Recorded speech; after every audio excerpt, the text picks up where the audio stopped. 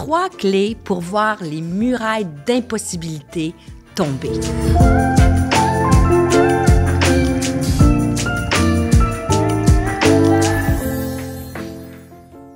Bonjour, c'est Stéphanie. C'est une joie de te retrouver encore aujourd'hui. Et je dois t'avouer que le sujet qu'on va aborder ensemble me passionne vraiment profondément. Je te parle de la prière. En fait, je vais partager avec toi 3 clés pour voir les murailles d'impossibilité tomber dans ta vie.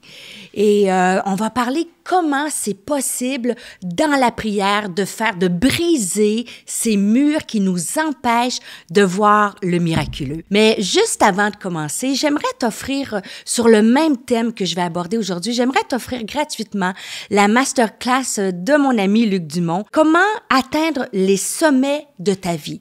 Et tu peux avoir accès gratuitement à cette masterclass en allant sous le lien qui apparaît dans la description de cette vidéo. Et n'hésite pas à télécharger et à écouter, c'est un complément à ce que nous allons aborder ensemble aujourd'hui. J'aimerais savoir aussi, juste avant de commencer, toi qui nous écoutes, tu peux écrire aussi, écris-nous un petit peu dans le chat d'où tu viens. Je sais que j'étais à Kinshasa récemment et qu'il y a des femmes de Kinshasa qui nous suivent. J'étais aussi en Martinique et je sais qu'il y a des Martiniquaises qui sont avec nous dans cette émission.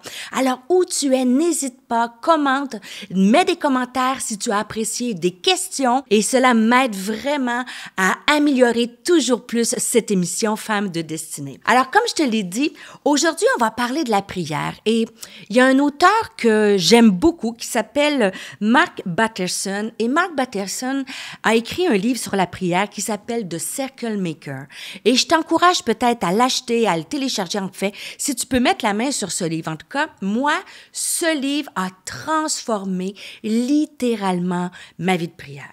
Et dans ce livre-là, Mark Batterson va comparer, je te dirais, la prière à la marche que les Israélites ont fait autour de la ville de Jéricho.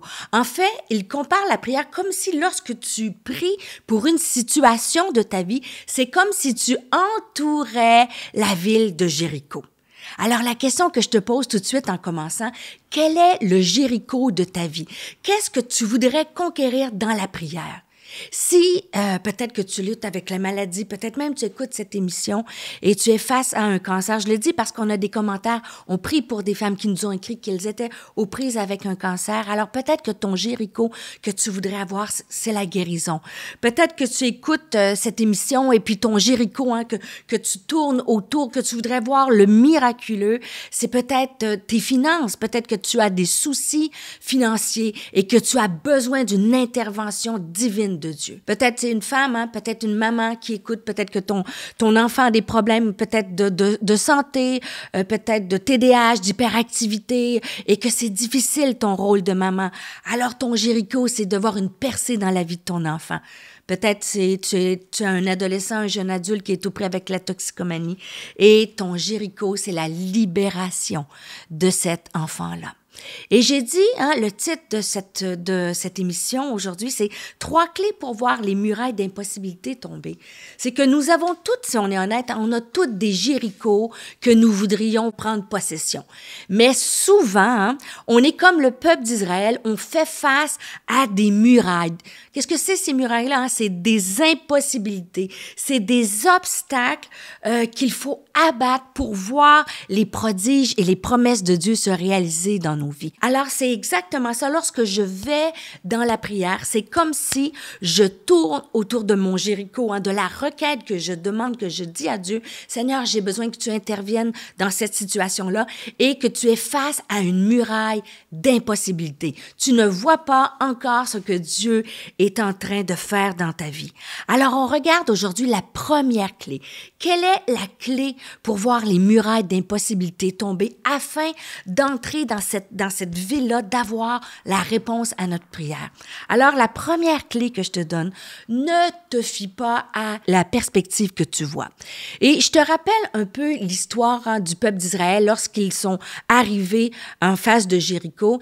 Ils ont traversé le Jourdain. Ils sont prêts à entrer dans la terre promise. Et Dieu va leur dire, il va leur donner le plan, il va leur dire qu'ils vont avoir la victoire sur la ville de Jéricho. Et l'histoire, si tu veux la lire chez toi plus tard, ça se trouve dans le livre de Josué au chapitre 6, au verset 1 à 20. Et dans ce passage-là, je te le résume un peu, mais tu connais probablement le texte. C'est Dieu qui va dire à Josué, il va dire, Moïse est mort, maintenant Josué entre dans la terre promise. Et il va dire à Josué quel est le plan pour remporter la victoire sur la première ville qu'ils auront à conquérir. Et cette ville, c'est Jéricho. Alors, il va dire à Josué, fais le tour de la ville une première fois. Avec les sacrificateurs, les Lévites, tu entoureras la ville une première fois, puis tu entreras chez toi. La deuxième journée, tu sortiras avec les sacrificateurs, les Lévites, et tu encercleras la ville. Tu marcheras autour des murailles de cette ville-là. Et tu le sais, jusqu'à la 7e journée.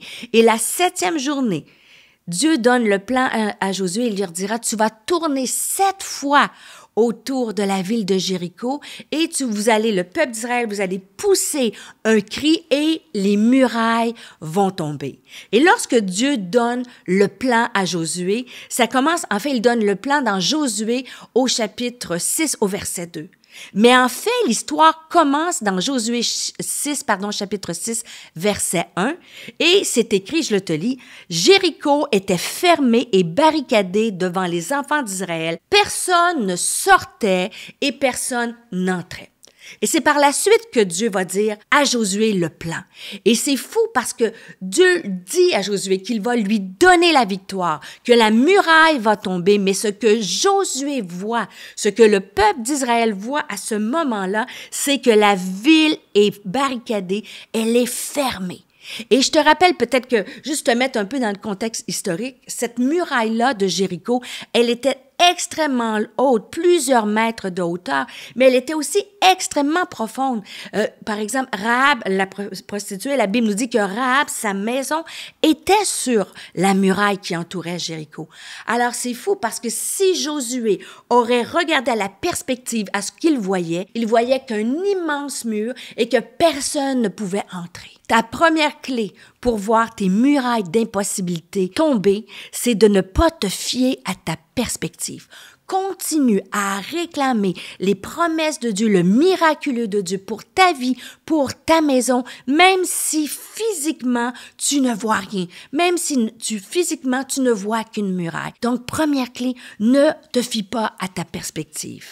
La deuxième clé, c'est ne te borne pas à ta façon de penser. Et peut-être je vais te faire sourire, mais des fois dans notre vie, on a une façon de voir les choses et ça nous empêche de voir Dieu agir. On est un peu borné. Bon, peut-être pas toi, mais moi, je suis parfois bornée de la façon dont j'aimerais que Dieu agisse dans ma vie ou dans la situation ou dans la requête que j'ai.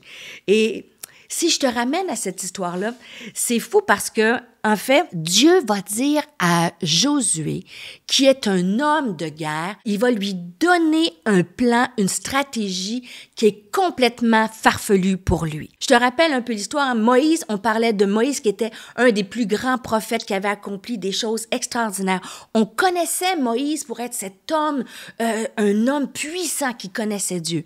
Mais Josué était connu pour être un guerrier. Et d'ailleurs, le nom de Josué, c'était Oshua et c'était celui qui donne la victoire. Et Dieu a changé Oshua, le nom de Josué, en Josué, Oshua à Josué, et Josué en hébreu veut dire c'est l'Éternel qui donne la victoire. Dieu, en changeant le nom de Josué, est en train de lui dire ce n'est pas par tes forces, par ton arrière-plan, par qui tu es comme guerrier que tu vas avoir la victoire. C'est parce que moi, j'ai une promesse et je déclare, selon ma stratégie, je vais te donner la victoire. Et c'est très, très déstabilisant pour un homme de guerre parce que lui, il ne faisait pas dans la dentelle, il n'allait pas avec avec les pétales de rose, il combattait pas avec des harpes et des lévites et des sacrificateurs. Josué remportait des victoires avec sa lance, c'était un guerrier. Et là, Dieu est en train de lui dire, fais marcher devant toi les lévites, les sacrificateurs, tourne et tu vas voir, je vais accomplir quelque chose de miraculeux. Et Josué a dû ne pas se borner à la façon dont il était habitué de faire les choses. Et des fois, c'est un peu peut-être la même chose, et je dis souvent la même chose pour nous dans nos vies. Dieu va te donner une stratégie pour voir tes murailles d'impossibilité tomber, qui peuvent peut-être, cette stratégie-là peut te sembler absurde. Tu sais, lorsqu'on pense, une des stratégies de Dieu, c'est le jeûne. La Bible nous dit que certaines choses n'arrivent que par le jeûne et la prière. Et des fois, c'est peut-être difficile de penser pourquoi si je ne mange pas un gâteau au chocolat ou si j'arrête de manger ou je saute un repas, si je jeûne, je saute une série Netflix et que je prie, je mets du temps à part, la stratégie peut avoir l'air curieuse. Pourquoi si je ne mange pas, ça ouvre le ciel, ça fait tomber les murailles? Des fois, c'est difficile à comprendre, mais lorsqu'on met en pratique les stratégies de Dieu, c'est là qu'on voit le miraculeux prendre place. Et tu vois, ça peut être aussi le pardon. Peut-être que Dieu va te demander pour voir ta muraille tomber. Peut-être que tu dois pardonner une situation dans ta vie. Et là, tu te dis, « Ah, Stéphanie, pardonner, c'est cette personne-là qui m'a blessée, c'est mon mari qui m'a blessée. » Ne te limite pas à ta façon de penser.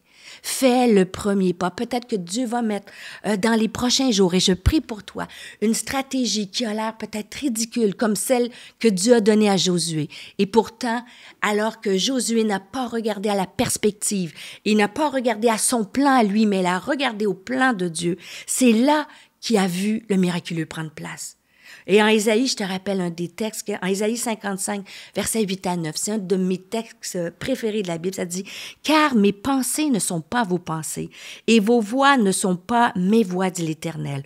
Autant les cieux sont élevés au-dessus de la terre, autant mes voix sont élevées au-dessus de vos voix, et mes pensées au-dessus de vos pensées. » Alors, ce que je veux te dire aujourd'hui, continue à tourner, continue à réclamer des choses.